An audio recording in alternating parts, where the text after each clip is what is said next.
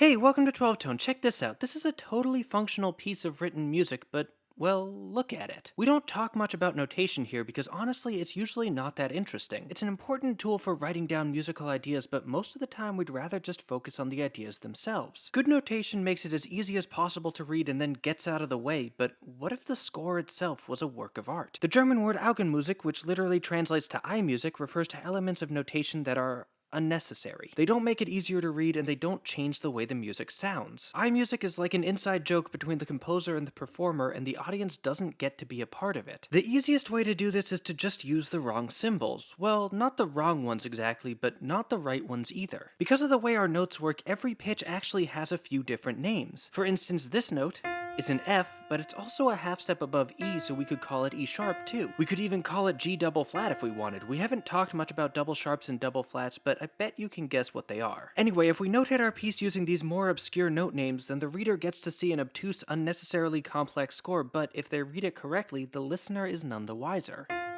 A German composer named Georg Telemann did a similar thing with rhythmic values for his Gulliver Suite, a piece inspired by the story of Gulliver's travels. In those travels, Gulliver visits Lilliput, an island inhabited by tiny people, and Brobdingnag, an island full of giants. The section of the suite representing the Lilliputians is theoretically written in 3/4, which means that there are 3 beats per bar and each beat is a quarter note long. However, to represent the tiny size of the inhabitants, Telemann instead notates the section in the much less common time signature of 3/32. There's still 3 beats per bar, but each beat is only a 32nd note long. Those note values are meaningless without a tempo though, so if you play it slow enough, then only the performers know how tiny the notes really are. He does a similar thing for the Brobdingnagians, whose section is written in 24/1, meaning that each bar is 24 whole notes long,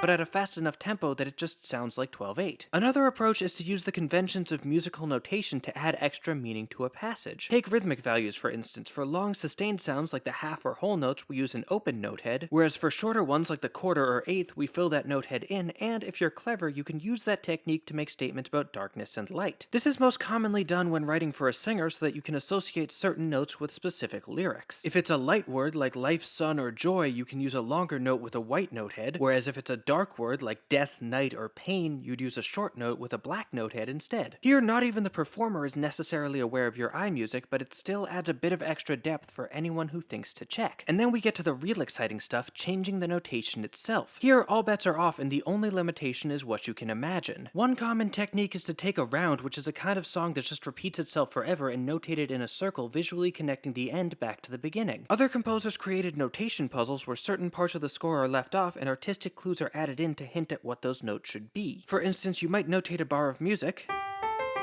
then draw this at the end, indicating that it should be played 4 times, each time a step higher than the last. If the performer solves your puzzle correctly, they'll just play it as if it was a normal piece of music, and if not, well, maybe you made it too hard. You can also change symbols themselves to create art. You can make your note heads into hearts, or turn the flags on your eighth notes into actual flags. You can replace things like tempo and dynamic indicators with cartoons, like a sleeping elephant to show that the piece should be played slowly and quietly, or an angry elephant, which means it should be loud and aggressive. You can add your own artistic flair to anything you write down as long as it's clear enough what you're trying to communicate. You can even rearrange your score into thematically appropriate shapes like that heart from the beginning. This is one of the most famous examples of iMusic, a piece by the French composer Bode Cordier called Belle, Bon, Sage, or Beautiful, Good, Wise. As you might guess, it's a love song, and Cordier emphasizes that by writing it in a shape often associated with love. It's worth noting though that a lot of the things that look weird about it are actually just a product of when it was written. Musical notation has changed a lot over the years, and much of this was just standard practice at the time. The heart shape wasn't, though. Music historians are pretty sure about that. Anyway, iMusic is less common these days, partly due to the rise of notation software, and partly just because modern musicians don't tend to think of the score in that way anymore. But some people still do. William Andrew Bernstein's 2007 composition Bike Ride is written to resemble the wheels of a bicycle, and he developed software to help notate other artistically shaped scores called Belle, Bon, Sage in honor of Cordier's work. I put a link in the description, so if you're interested, go check it out. Artistic scores can be a lot of fun,